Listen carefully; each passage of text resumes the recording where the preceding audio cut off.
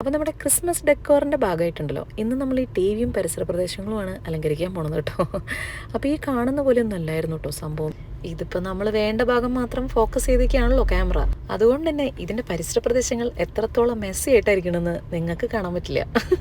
എന്താ വെച്ചാലേ കഴിഞ്ഞ വർഷത്തെ ഓർണമെൻറ്റ്സും നമ്മുടെ ക്രിസ്മസ് ഓർണമെൻറ്റ്സും പിന്നെ നമ്മുടെ കയ്യിലുള്ള കുറച്ച് ഐറ്റംസും എല്ലാം കൂടെ അവിടെ അങ്ങ് വെച്ച് നിരത്തിയിട്ടുണ്ട്.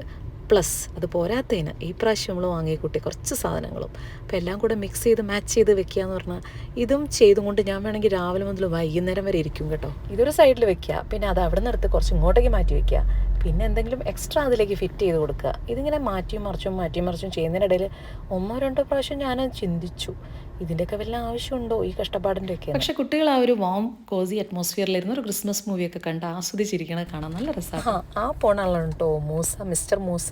ഈ ഇടയ്ക്ക് നമ്മൾ കൂടെ കൂട്ടിയ സുഹൃത്താണ് കേട്ടോ. ആൾ ഉഷാറാണ് കേട്ടോ. എൻ്റെ പോലത്തെ മടിച്ചൊന്നുമില്ല, ഫുൾ ടൈം പണിയാണ് പുള്ളിക്ക്. ഓടി നടന്ന് നമ്മൾ പറഞ്ഞ പണി അങ്ങ് തീർത്തോളൂ. അപ്പോൾ നമ്മുടെ ടിവിയുടെ ടേബിൾ ടോപ്പിന് മുകളിലുള്ള ഈ ഒരു അലങ്കാര വസ്തു, ഈ ഒരു ഗാർലൻഡ് ഞാൻ നോക്കി ചൂസ് ചെയ്ത കേട്ടോ. പല തരത്തിലുണ്ടായിരുന്നു, ഭയങ്കര ബൾക്കി ആയിട്ടുള്ളത്, മാനേജ് ചെയ്യാനൊക്കെ ഭയങ്കര ബുദ്ധിമുട്ടായിട്ട് തോന്നുന്നത്. അപ്പോൾ അതെനിക്ക് എടുത്തു വയ്ക്കാനും പിന്നെ രണ്ടാമത് അത് പൊടി തട്ടി സൂക്ഷിക്കാനും ഒക്കെ ബുദ്ധിമുട്ടായതുകൊണ്ട് സിമ്പിളായിട്ടുള്ളൊരു പീസാണ് എടുത്തത് കേട്ടോ. പിന്നെ ഈ ഒരു ക്യാൻഡിൽ, ഇത് ആർട്ടിഫിഷ്യൽ ക്യാൻഡിലായത് കാരണം കൊണ്ട് നമുക്ക് മാച്ച് സ്റ്റിക്ക് ഉപയോഗിക്കേണ്ട ഒരു ബുദ്ധിമുട്ടോ ഒന്നുമില്ല. കുട്ടികളൊക്കെ ആണെങ്കിൽ ഇതാണ് ഏറ്റവും സ്യൂട്ടബിൾ കേട്ടോ.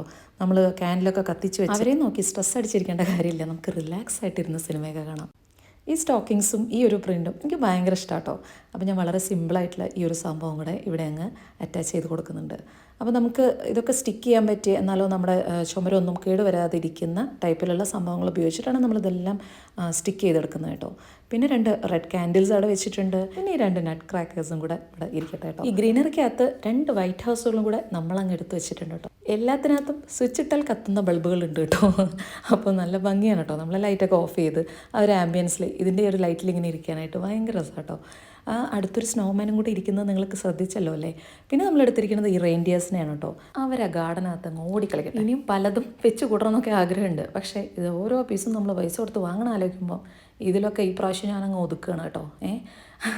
ഇനി ഇതും അല്ലാതെ അടുത്ത വർഷം വാങ്ങുന്ന കുറച്ച് ഐറ്റംസും കൂടെ കൂട്ടി നമുക്ക് അടുത്ത വർഷം ഇതിലും ആർഭാടമായ രീതിയിൽ നമുക്ക് കാണാം. ഇതിലിപ്പോൾ നട്ട് ക്രാക്കേഴ്സിനെ ഒഴിച്ച് ആ ഒരു ബാക്കി എല്ലാ സംഭവങ്ങളും ഉണ്ടല്ലോ. അത്യാവശ്യം നല്ല കഴിവുള്ള ആൾക്കാരാണെങ്കിൽ വീട്ടിൽ തന്നെ ഉണ്ടാക്കി സൂപ്പറായിട്ട് എന്താ പറയുക ക്രാഫ്റ്റ് വർക്ക്സൊക്കെ അറിയുന്ന ആൾക്കാരാണെങ്കിലേ ഇതൊക്കെ ഉണ്ടാക്കിയെടുക്കാവുന്നേ ഉള്ളൂ കേട്ടോ. എനിക്ക് അതിനുള്ള കഴിവൊന്നും ഇല്ലാത്തതുകൊണ്ടാണ് ഞാനിതെല്ലാം വാങ്ങി കൂട്ടിയത്. ഈ ഒരു കാൻഡിൽ കത്തിച്ച് കഴിഞ്ഞാൽ ഇതാ ഞാൻ പറഞ്ഞത്, നോക്കിക്കൊണ്ടിരിക്കണം കേട്ടോ. കുട്ടികളൊക്കെ ഉള്ളിടത്താണെങ്കിൽ ശ്രദ്ധിക്കണം നമ്മൾ.